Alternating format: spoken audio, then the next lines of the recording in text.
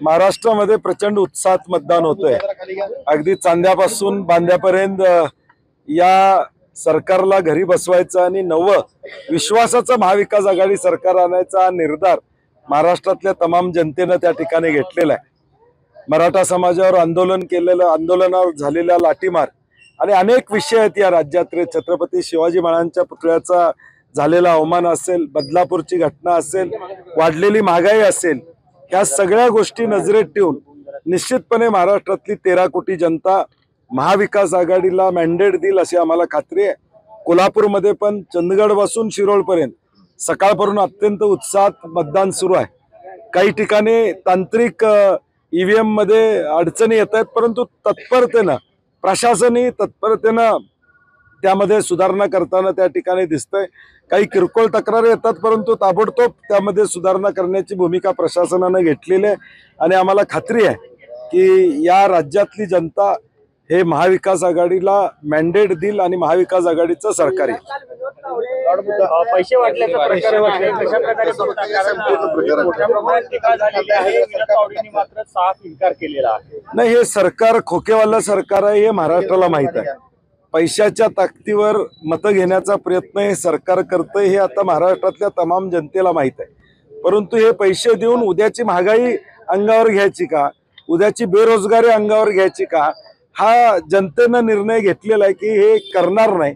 आणि सुज्ञ आहे जनता, हे सगळं उघड्या डोळ्याने बघते। महाराष्ट्राची ज्या पद्धतीनं इमेज आज देश पातळीवर चालली आहे ती मान झुकवणारी, या ठिकाणी मान खाली घालणारी आहे।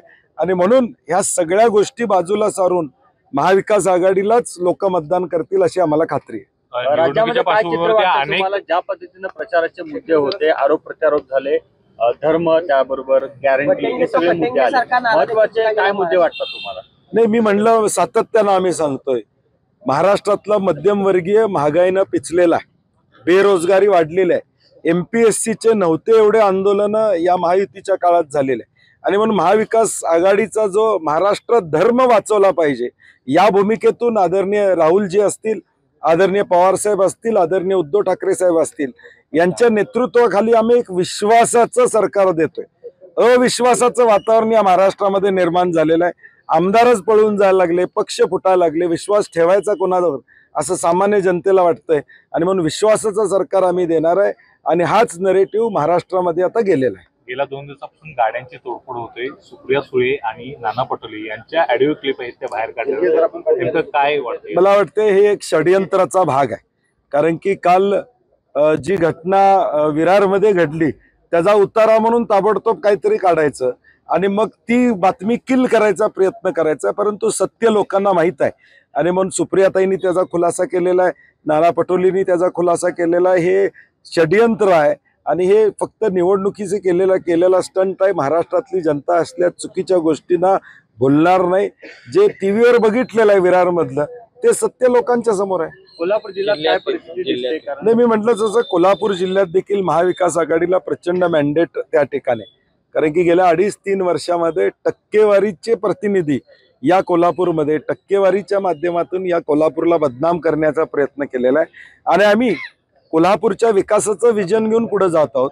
कोल्हापूर जिल्ह्याला पुढे घेऊन जाण्याचा प्रयत्न आमचा आहे। आर्थिकदृष्ट्या संपन्न जिल्हा करणे, रोजगार इथं देणे, शेतकऱ्यांना न्याय देणे ह्या आमच्या भूमिका आहेत आणि म्हणून कोल्हापुरात देखील महाविकास आघाडीचे उमेदवार 100% निवडून येतात। 25 नोव्हेंबरला राज्य सरकारची मुदत संपते, त्याच्या अगोदर सरकार स्थापन करावे लागणार नाही, हे आम्ही त्याच्यात थोडे बाजार होईल नाही, हे ज्यावेळी तारखा जाहीर झाल्या त्याच वेळी आम्ही सांगितलं होतं की 2 दिवस सरकार स्थापनेसाठी, याचा अर्थ राज्यपाल राजवट आणायची आणि मग खेळ करत बसायचा। परंतु महाराष्ट्रातल्या जनतेला माझी विनंती आहे, हा खेळ होऊ द्यायचा नसेल तर महाविकास आघाडीचे 180 आमदार या राज्यामध्ये आले पाहिजे, जेणेकरून पर्यायच राहणार नाही। स्थिर सरकार ही आजच्या काळात महाराष्ट्राच्या प्रगतीसाठी काय पाहिजे तर स्थिर सरकार पाहिजे।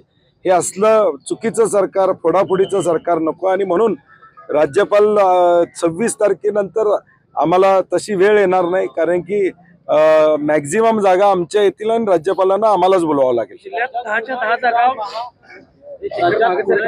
मुख्यमंत्री होतील अशा पद्धतीने पुन्हा भाजपचे नेते मला वाटतं अमित शहानी परवा स्टेटमेंट केलेलं आहे काय होणार काय नाही होणार, तशी वेळ त्यांच्यावर येणार नाही. ते दिवास्वप्न आहे त्यांचं. सरकार महाविकास आघाडीचे येऊन मुख्यमंत्री आमचाच होणार. पण काँग्रेसनं आतापासून स्ट्रॅटेजी आखायला सुरुवात केलेली आहे. DK शिवकुमार यांच्यावर जबाबदारी दिल्याची चर्चा आहे. नेमकं काय? नाही, शेवटी निकाल लागल्यानंतर त्वरित पावलं उचलणं हे प्रत्येक पक्ष करत असतो. सत्ता स्थापनेसाठी ज्या ज्या गोष्टी कराव्या लागतील त्या करण्याची भूमिका तिन्ही पक्षाची असेल. सतेज पाटलांचं प्रिडक्शन काय आहे? फिगर काय सांगते? नाही, मी म्हणलं तसं महाराष्ट्रामध्ये 180 जागा या निश्चितपणे महाविकास आघाडीच्या येतील.